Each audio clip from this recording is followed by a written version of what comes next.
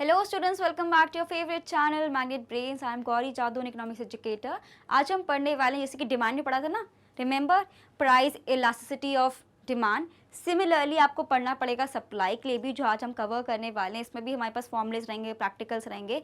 मतलब बेसिकली जो डिमांड आपने पढ़ा है ना, पूरा कंज्यूमर के पॉइंट ऑफ व्यू से पढ़ा है।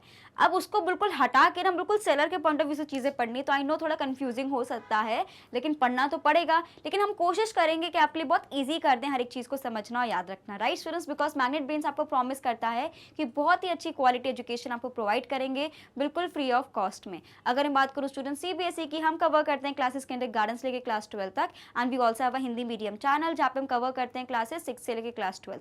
सीबीएसई के अलावा we also follow different state boards like UP board, MP board, Delhi board, Bihar board and Rajasthan board. तो ये सारे बोर्ड्स की भी क्लासेस आपको बिल्कुल फ्री ऑफ कॉस्ट यहाँ पे देखने को मिल जाएंगी। We also provide e notes and e books, उसकी जो लिंक है आपको डिस्क्रिप्शन बॉक्स में मिल जाएगी, तो कभी भी जाके आप देख सकते हैं, राइट? तो do you remember what was the concept of demand? Demand inverse relationship था, प्राइस और क्वांटिटी डिमांडेड में इनवर्स रिलेशनशिप था। अगर कोई चीज़ महंगी हो जाती थी तो कंज्यूमर क्या बोलते हैं, हम नहीं खरीद रहे, इतना महंगा कौन खरीदता है? तो उल्टा चलता है वहाँ पे। अगर प्राइस बढ़ जाता है तो लोग बोलते हैं हमें नहीं चाहिए, हमें नहीं खरीदता। लेकिन सेलर्स के केस में उल्टा होता है, वहाँ पे क्या रहता है, अगर प्राइस बढ़ रहा है तो सप्लाई भी बढ़ते हैं। सो दैट इज वाई हमने ये पढ़ा है कि डिमांड में इनवर्स रिलेशनशिप होता है और सप्लाई में पॉजिटिव और डायरेक्ट रिलेशनशिप होता है ना? फिर हमने देखा था कि मूवमेंट अलॉन्ग द डिमांड कर भी हमने पढ़ चुका है, सप्लाई वाली चीजें भी हमने कवर कर ली थी। अब हमारे पास जो कॉन्सेप्ट बचता है that is of elasticity.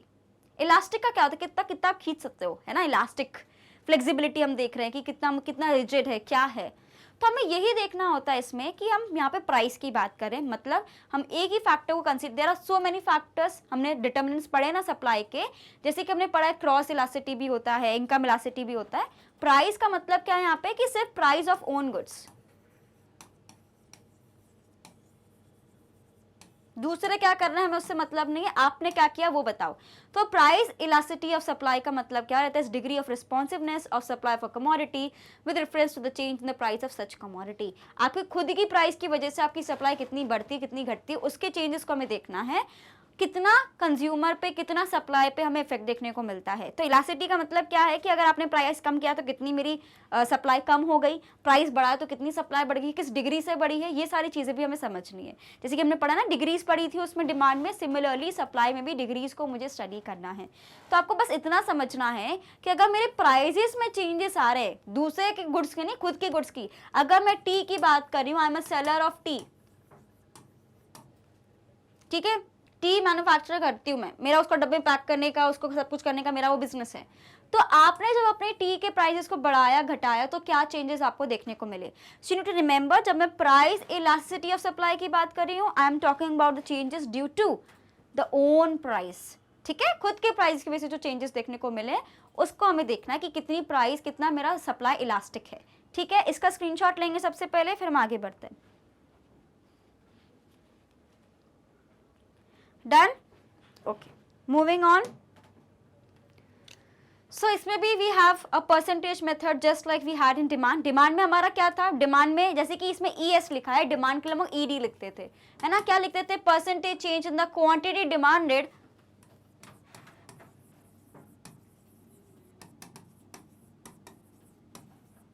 Divided by percentage change in price. ये किसका था मेरा, ये मेरा डिमांड का था। वैसा ही ditto same to same supply का रहता है, बस सप्लाई वर्ड और डिमांड को एक्सचेंज करना रहता है। हमारा जो इलास्टिसिटी ऑफ सप्लाई की अगर हम बात करते हैं बेस्ड ऑन प्राइस, इसका रहता है percentage change in the quantity supplied divided by percentage change in price. इसको कैसे लिखेंगे, इसका मतलब क्या रहता है, it is basically to, it refers to change in the percentage of the quantity supplied with respect to the change in the percentage of the price. Clear? तो ये मेरा क्या हो जाता है, बेसिक मेथड है, परसेंटेज मेथड। इसके हम लोग सोल्यूशंस वगैरह सब देखने वाले हैं, क्वेश्चंस भी देखेंगे, एवरीथिंग विल बी इजी। लेकिन सबसे पहले आप एक फॉर्मूला याद रखो। मैं साथ साथ में डिमांड का भी आपको कॉन्सेप्ट क्लैरिटी दे रही हूँ ताकि आप कंफ्यूज ना हो, क्योंकि डिमांड हम इतने अच्छे से पढ़ लेते हैं ना तो उसका सप्लाई समझ नहीं आता है। तो इसलिए मैं दोनों के आपके कॉन्सेप्ट को साइमल्टेनियसली क्लियर करते हुए जा रही हूँ कि डिमांड में हमने चेंज इन क्वांटिटी डिमांडेड पढ़ा था, यहाँ पे सप्लाइड है। ठीक है, दोनों के बीच में यही रेफरेंस है। इसका स्क्रीनशॉट लेंगे सभी जल्दी से।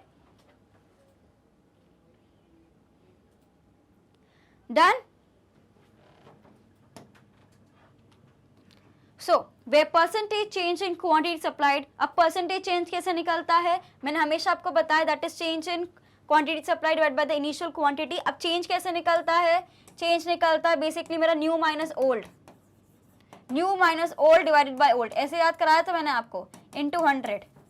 अब बोलोगे मैम ये क्या है, ऐसे लिखना नहीं है, सब समझने के लिए। देखो अगर मुझे चेंज निकालना है तो कैसे निकलता है, न्यू क्वांटिटी मेरी कितनी है, माइनस करते हो आप इसको ओल्ड क्वांटिटी से, डिवाइड करते हो ओल्ड क्वांटिटी से ही, ओल्ड मतलब इनिशियल क्वांटिटी। अगर पहले मेरे पास 10 का था, अब वो 20 रुपए का हो गया है, चेंज इन क्वांटिटी सप्लाइड, ये क्वांटिटी सप्लाइड है, प्राइस आप मान लो प्राइस हो गया है 5 से 10, ऐसे मान के आपको चलना पड़ेगा। तो 5 से 10 मेरा प्राइस बढ़ गया, तो प्राइस कितना चेंज आया है, 5 से 10 हो गया, डिवाइडेड बाय इनिशियल, यानी कितना परसेंटेज बढ़ गया, 1% से मेरा बढ़ गया, ऐसा कुछ अपन निकालते हैं, है ना। बिकॉज अगर मेरा जो ओल्ड प्राइस मेरा ये है, न्यू प्राइस मेरा 10 है ना, तो माइनस करोगे कितना आएगा, क्योंकि न्यू माइनस ओल्ड होता है, डिवाइडेड बाय ओल्ड करना पड़ेगा। So that is why new minus old कितना हो गया, 5 डिवाइड बाय 5 इंटू 100 कर दो, कितना हो गया ये 100। तो 100% आपने चेंज कर दिया, मतलब बेसिकली आपने डबल कर दिया है प्राइस। क्लियर, समझ आया। तो इस तरीके से हमें कैलकुलेट करना रहता है, अभी हम लोग क्वेश्चंस भी करेंगे। आपको इतना समझना है चेंज इन क्वांटिटी कैसे निकलता है, न्यू माइनस इनिशियल, इनिशियल को आप लोग ओल्ड क्वांटिटी भी लिख सकते हो, डिवाइड बाय ओल्ड क्वांटिटी। इससे क्या निकलता है मेरे पास, चेंज इन क्वांटिटी सप्लाइड। ठीक है, इसका फॉर्मूला क्या होता है, that is change in quantity divided by quantity into 100। Clear. Similarly अगर मुझे प्राइस का निकालना है तो क्या हो जाएगा, change in price divided by price into 100। ठीक है, इसका स्क्रीनशॉट लो जल्दी से भी। डन। एक बार मैं इसको हटा देती हूँ, उसके बाद आप स्क्रीनशॉट लो। देखो ऐसा ज्यादा डिटेल में नहीं लिखना रहता पेपर में, लेकिन फिर भी आपको अपने सिंबल्स को समझाना तो पड़ेगा। Now next we have is a proportionate method, जो इसी का थोड़ा इलैबोरेटेड वर्जन रहता है। जैसे कि मैंने अभी आपको क्या बताया, चेंज इन क्वांटिटी सप्लाइड, तो चेंज इन क्वांटिटी सप्लाइड कैसे लिखते हैं, ऐसे लिखते हैं, divided by change in price of a commodity, तो हमने ये भी लिख दिया। तो यही तो था जो मैंने अभी आपको बताया था, change in percentage change in the quantity supply divide by percentage change in the price, same चीज ही तो लिखी है।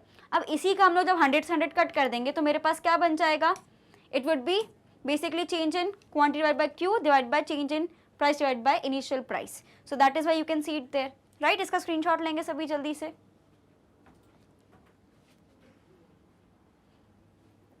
Done. Okay, so our new formula would be that is change in, जो दोनों चेंज है सबसे पहले ऐसे याद रखा करो, दोनों चेंज यहाँ लिखे, divide by P divided by Q.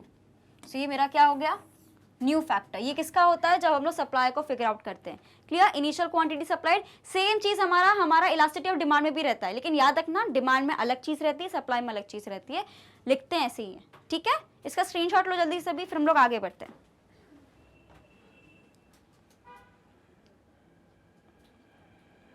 Done. बस याद रखना कि पहले ट्रायंगल ट्रायंगल बना दिया करो, चेंज इस तरफ और सेम वाले इस तरफ। ठीक है, आगे बढ़े। फाइन स्टूडेंट्स, तो ये मैंने आपको बता दिया है पूरा concept, what is the basic meaning of price elasticity of supply, और क्या मेरा फॉर्मूला है। आने वाले सेशंस में आपको प्रैक्टिकल्स वगैरह में सब करके दिखाने वाले, लेकिन जब तक आपको ये पूरा फॉर्मूला याद होना चाहिए। Do compare it with the demand formula, because दोनों के फॉर्मुलेज हमारे लगभग सेम है, तो इसलिए कंफ्यूज नहीं होना है और आपको बिल्कुल ऐसे बने रहना है। मैग्नेट ब्रेन्स पर एक ऐसा चैनल जो आपको प्रोवाइड करता है हाई क्वालिटी एजुकेशन बिल्कुल फ्री ऑफ कॉस्ट में। अगर हम बात करें स्टूडेंट सीबीएसई की, हम कवर करते हैं क्लासेस किंडरगार्टन से क्लास 12 तक। We also have a Hindi medium channel जहाँ पे हम कवर करते हैं क्लासेस 6 से लेके क्लास 12 तक। We also provide e notes and e books, उसकी जो लिंक है आपको डिस्क्रिप्शन बॉक्स से मिल जाएगी, तो कभी भी जाके आप देख सकते हैं। सीबीएसई के अलावा we follow different state boards like Delhi board, Bihar board, UP board and MP board and Rajasthan board, and also we provide courses related to Vedic maths, crash course and spoken course for all of you, right students? And you have to remember हमें सिर्फ YouTube पे नहीं, different social media sites पे आपको follow करना है, like Facebook is there, Instagram is there, Twitter, WhatsApp, ताकि कोई भी important अपडेट बिल्कुल भी मिस ना हो। Revise the concept, जो भी सप्लाई में आप पढ़ रहे हो compare it with demand, तभी आपको कॉन्सेप्ट की क्लैरिटी आएगी। हालांकि मैं आपको समझाती हुई चली जा रही हूँ, आपको फॉर्मूला ही बताते हुए चली जा रही हूँ, बट आपको भी थोड़ी खुद से मेहनत करनी पड़ेगी कि साथ साथ में कंपेयर करते हुए चले जाओ, ताकि आपको कॉन्सेप्ट में क्लैरिटी आए। तो आपको बिल्कुल बने ऐसे रहना है मेरे साथ, बिल्कुल मैग्नेट ब्रेन्स पर, जहाँ पर हम सप्लाई का कॉन्सेप्ट पढ़ रहे हैं। So till then bye bye, see next video and thank you for watching.